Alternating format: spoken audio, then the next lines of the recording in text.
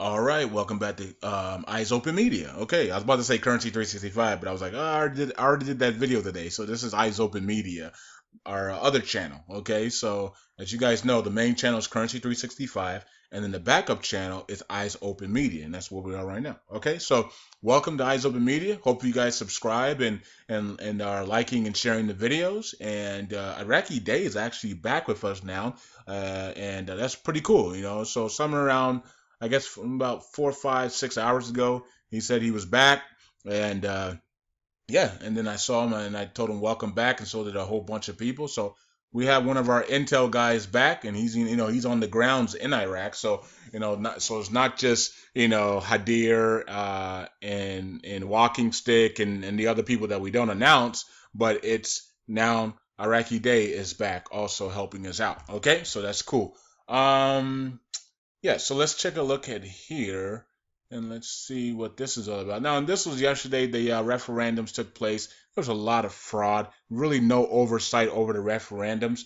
And you can take a look at this. Let's see. And you guys can see the guy is just voting and putting it in, voting again, putting it in, voting again. There's nobody there to tell him to stop voting 900 times. So, you got people voting a million times and voting a million times and putting it in. So you can see the fraud going in for the referendum. There was clear fraud. And it's pretty ashamed because here is a date in history for you guys to vote yes or no for referendums, and people have flown in from all over the world to see this historic day, and you got people voting 900 times, and no one's doing anything about it, and they're just putting it in the box.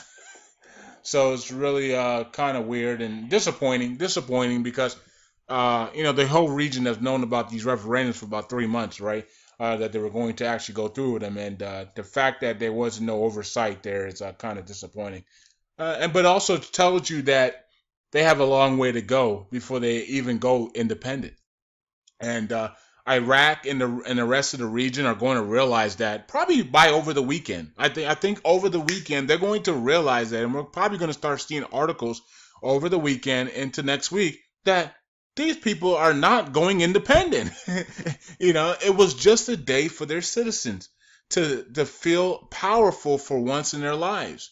Okay, to vote yes or no. But in reality, most likely there will just be a separation between the Sunni Kurds and Shiites, and not really an independence.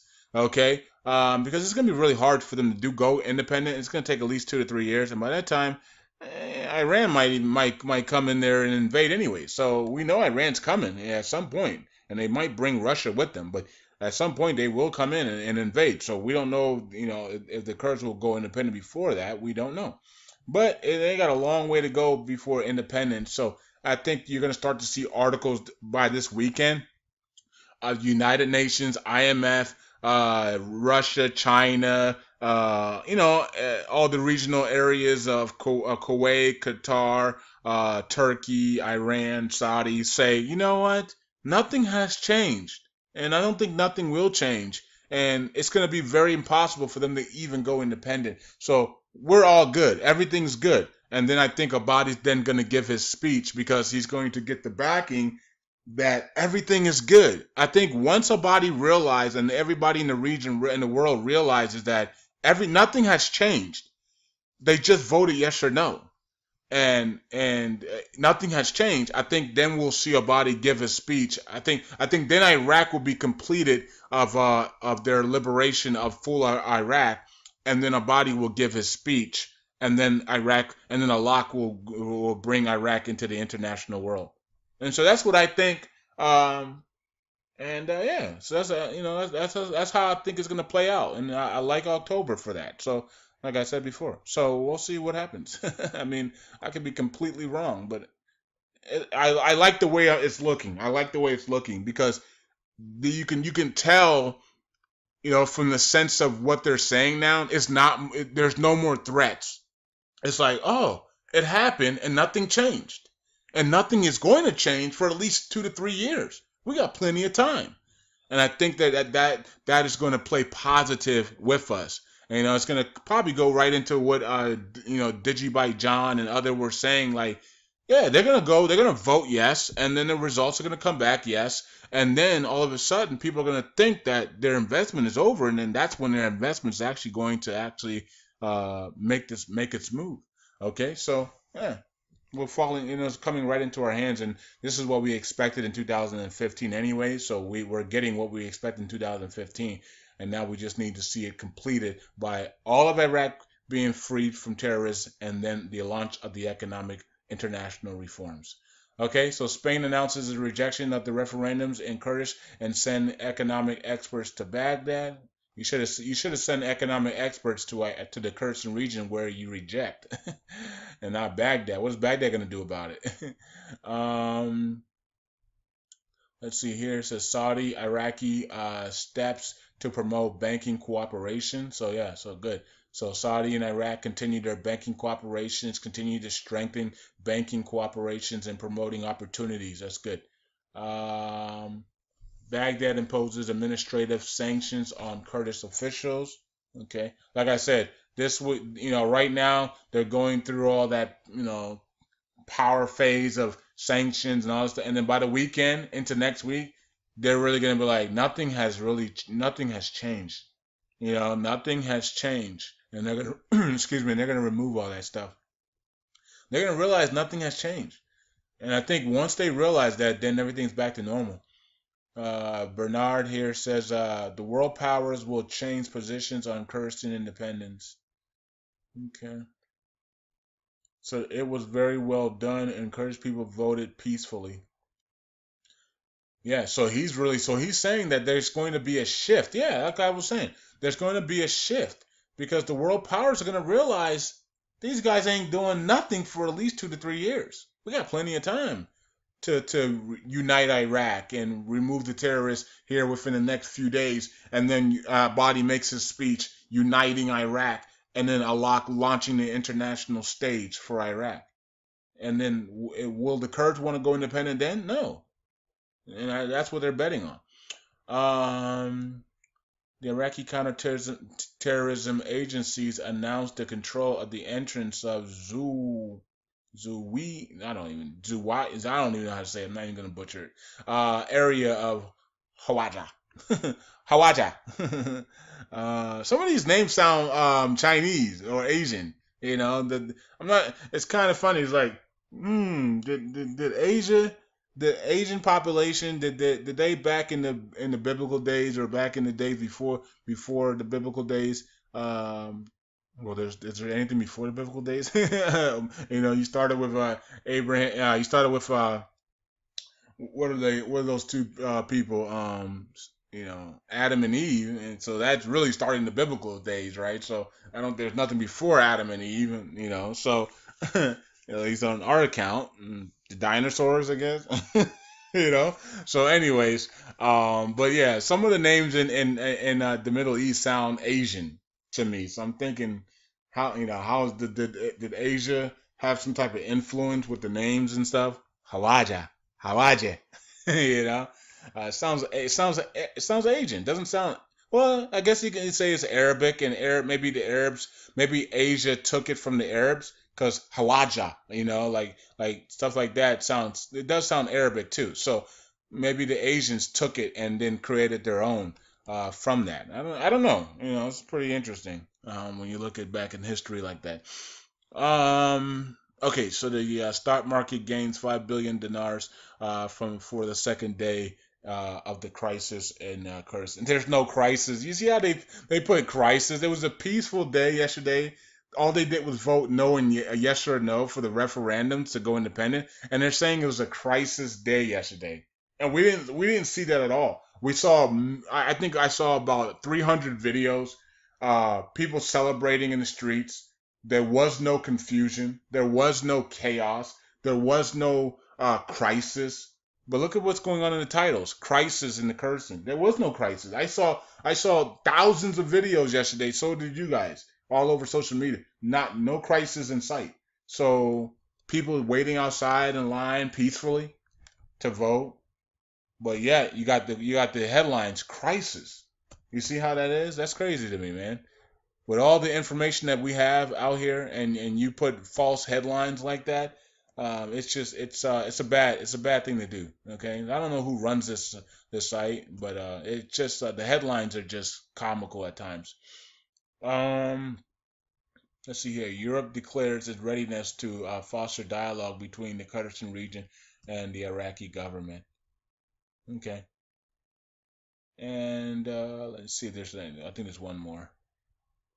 Uh, Says the National Alliance dialogues with the Kurdistan will be in accordance with the conditions of the government. Okay, and that's coming from the National Alliance. So we an alliance that can't even get their their own alliance together, right? So it's what it is. Like I said before, guys and girls, the wow factor is is going to be over once the results come in by this weekend into next week. Everybody's going to realize that nothing has changed, and I think that's going to bring a great flow of positivity into Iraq, because they're going to realize nothing has changed. And it's sad that we that don't even live there can realize it before they can, right? And so they're going to realize nothing has changed. They're gonna and then Abadi's going to give us the final hours for the full liberation of his country, and then Abadi will make his speech of the full liberation of his country, and then he will point to a lock to release the international rate and to release the internationalism from through the central bank. And that's what I expect, and I think that's what everybody expects, right? So nothing has changed. We wanted to see the Kurdistans vote for independence, and they did. And it took 2 years to have this happen. And God forbid that they didn't do this, because if they had rejected, or let's say they had postponed this, I think we would be waiting a lot longer than 1118. Okay, so and of course we won't be covering it, but I think we would have been waiting longer. I think because they went through with it, they went through the storm, and they took all of the rejections from the world, but kept going. Remember when women couldn't vote? And they were marching and protesting, and people were saying, you guys are idiots, and you guys will never be able to vote, follow our rules and regulations. What did women do? They kept moving, they kept marching, they kept protesting for the right to vote. And now women in America can vote. So same thing Barzani did. He went through the fire of everybody telling him not to go through with this, not to go through, and he's like, no, I'm going through with it because I'm going to allow the people of the Kherson region and Kirkuk to feel how it is to be important for at least one day, and that's exactly what happened. And they were celebrating about that, being able to have that power to say if they're going independent or not in the future. Okay, so it is what it is, right? And that's what protesting is. Protesting will bring evil out of people. People that you thought were nice people, and oh, I'm Christian, or I'm this, or I'm that. And then when people start protesting, even if it's just peaceful protesting, even if it's just marching or kneeling, you'll see evil come out of people. And so Berzani had to go through the evil. He's evil himself, so let's not get that twisted. But he wanted to show the Kirsten people that you have power to go independent if you want to. Okay, it's going to be a lot of work, but today's the day that you're going to vote for that right to go independent, and the world's going to be able to see how bad Iraq has treated you. And that's one of the reasons why Abadi and the rest of the world didn't want the Kurds to vote independence, because if they vote yes, it basically says Iraq has been treating them like crap. Okay? And Abadi does not want that under his watch. That's why he was against it. But now that the results are in and are about to be announced tomorrow, and once that's over with, everybody's going to get back to normal, and everybody's going to realize that nothing has really changed, and that now let's get the rest of the country liberated, and let's then hear from Abadi give his speech, and then let's get into the international stage, return back to the international stage. So that's what I expect to happen, and like I said, I like that to happen in October. Um, Deputy holds Maliki responsibility for the cession of the Kurdistan region. Yeah, and one of the reasons, yeah, and that is true because Maliki was the one who turned on the Kurdistan region with the Erbil Agreement back in 2012, I believe, right? And he promised the world the Erbil Agreement. They had everything ready to go for the Erbil Agreement, and at the last second, Maliki turns his back on the Kurdistan people and the oil and gas law. And that was then the turning point of everything going downwards for Iraq because United States military was leaving. Obama, was taking us out, and Maliki was becoming a tyrant and a dictator. He promised one thing but then wouldn't do it. He would say one thing but wouldn't do it, and then he just basically took the whole government over and said everybody just go idle, and we're not going to pass any laws, we're not going to do anything, and we're going to allow the citizens to get slaughtered and suffer. And that's exactly what happened. And it took the international world coming back in to start to remove all of that suffering, and then to kick Maliki out from the next election and put Abadi in. Okay, so it's crazy that, and it took so long. I don't know why it took so long, because I guarantee you, if that happened in Beverly Hills, the whole world would have rushed in immediately, and that wouldn't have took place. That wouldn't have been another 2, 3, 4 years before Abadi took over. And even with Abadi, Iraq's still not cleared of terrorism. They still have not announced full liberation. But I guarantee you, if that was somewhere else where the skin color was a lot lighter, hey, you guys get my drift, the whole world would have came in, and there would be no terrorism in Iraq right now. If you get my drift. If it was Beverly Hills, they would Maliki wouldn't have been able to do what he did if he was in Beverly Hills. Let's just put it that way. If he was in Rochester, New York, if he was in the Hamptons, right? If that was Iraq, we would be in a different situation right now, unfortunately. And that's how the world goes for some strange brainwash reason. Okay, the darker your skin, the less help you get for some strange reason. It's weird. I don't know. Anyways, Alawi proposed an initiative to solve the crisis in the Kurdistan region. Iran, our borders have not been closed with Iraqi Kurdistan. Preliminary expectation of the results of the referendum in the Kurdistan region. Yeah, so we're gonna find out about that. That should be tomorrow. And also, it says Barzani's wealth of money laundering and gambling, $373 billion. Okay, and of course, the Barzani family is wealthy, but it says Barzani alone has an estimated $373 billion outside of America. I mean, outside of Iraq. And we know that a lot of Barzani's money, and we're talking about the President Barzani, not the Prime Minister or his family. President Barzani has like $100 billion in U.S. accounts alone, right? Something like that. I think it was like 89 to 90 billion dollars, and then that was just in U.S. That's not in counting London, Switzerland, Dubai accounts, Singapore accounts, where most people hold their money in is Dubai, Singapore, Switzerland, London, and U.S. Right? So, and so you can imagine they're saying it's $373 billion. So if you say that, then he's one of the richest people in the world. But why isn't he not on the Forbes magazine? Because they know it's through money laundering and illegal activity.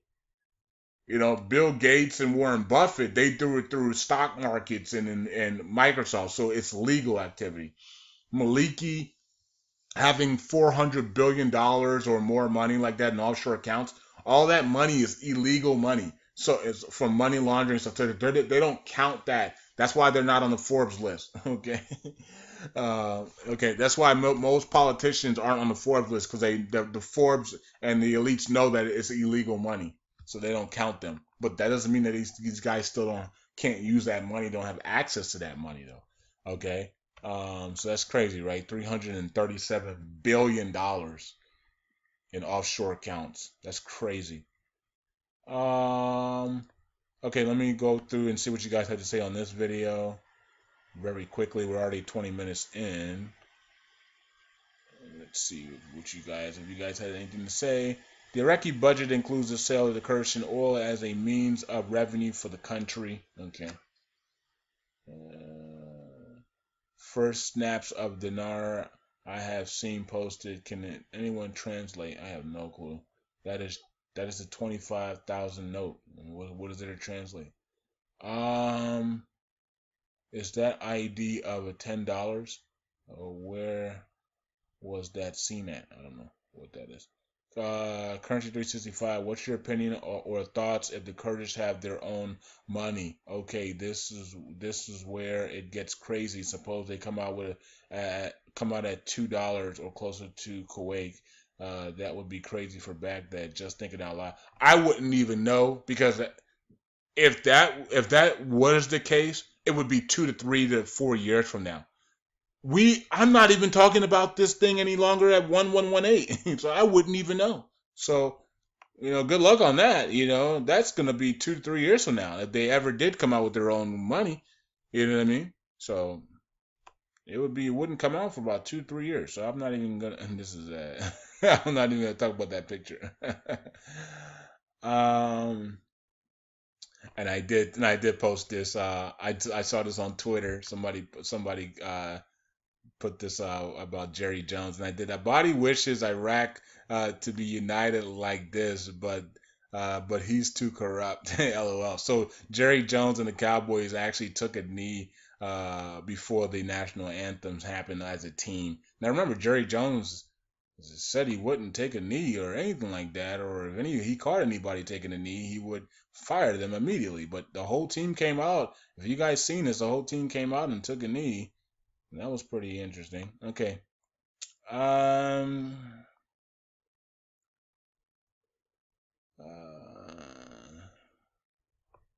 Let's see here. He says. Brian says. Even waiting until 11118, the dinar won't revalue.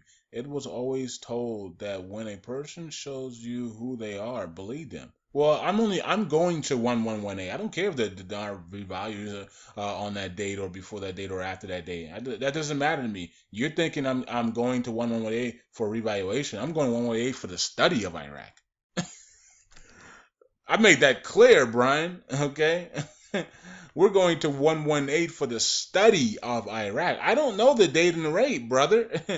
Okay. I'm going to the study of Iraq till 1118, and we're going full into cryptocurrencies, fully. Okay, and the only reason why I haven't done it now is because of the people who have supported Currency 365 and Eyes Open Media Channel. I'm giving them that much love all the way to 1118, because if it was me personally, I'd have been stopped by now, and I'd have been focused on cryptocurrencies, and I should have been at that conference in London at the Dash conference, right?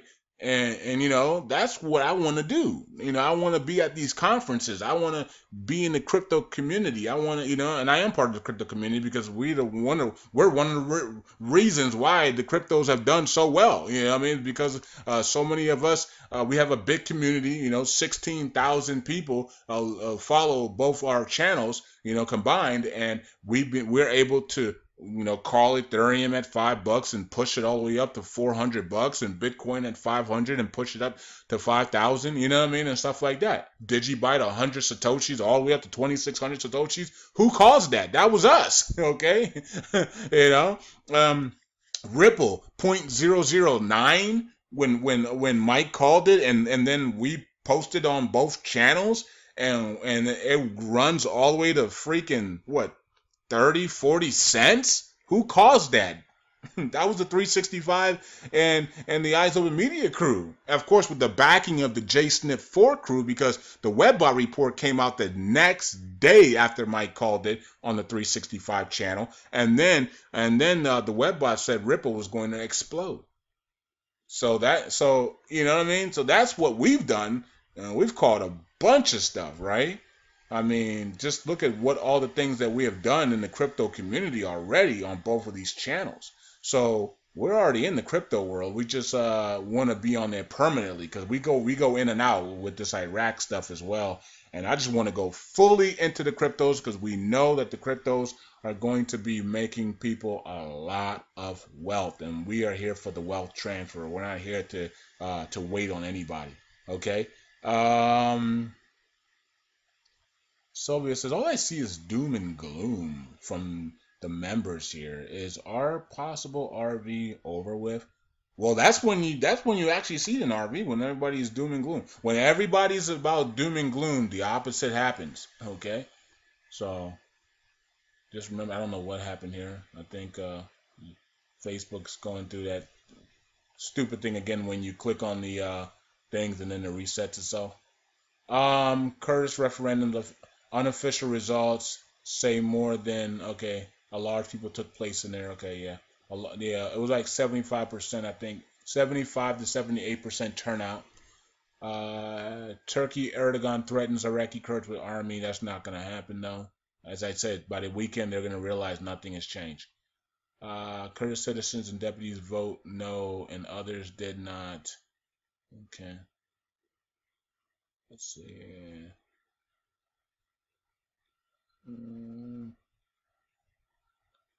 Let's see here. The Association of Private Banks receives a delegation of the Netherlands and discuss with him the developments of the banking relations. Can Iraq even do this legally? It's the Kurds' oil. Iraq asks the international community to stop importing oil from the Kurdistan region.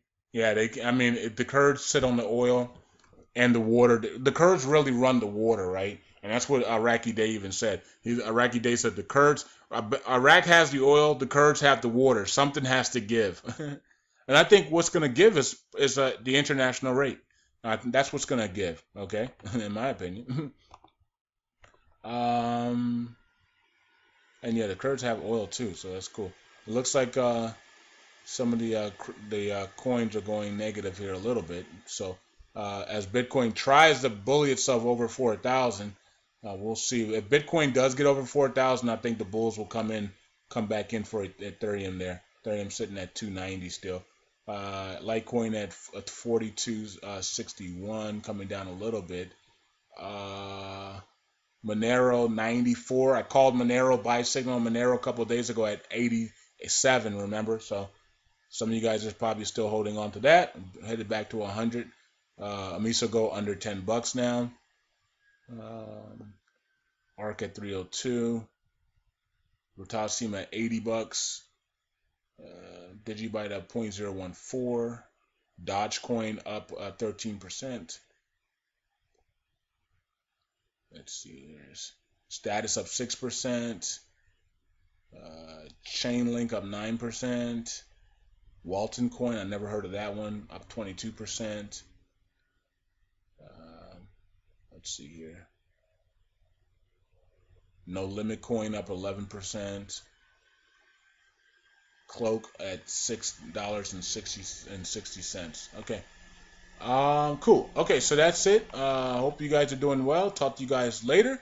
And today is Tuesday, so I probably will be doing I most likely will be doing a crypto charts video later today, and that will be on the main channel, Currency 365. So check that out later today. All right. So maybe in a couple of hours. So talk to you guys later. Eyes open. Like, subscribe, and share. And God bless. Bye.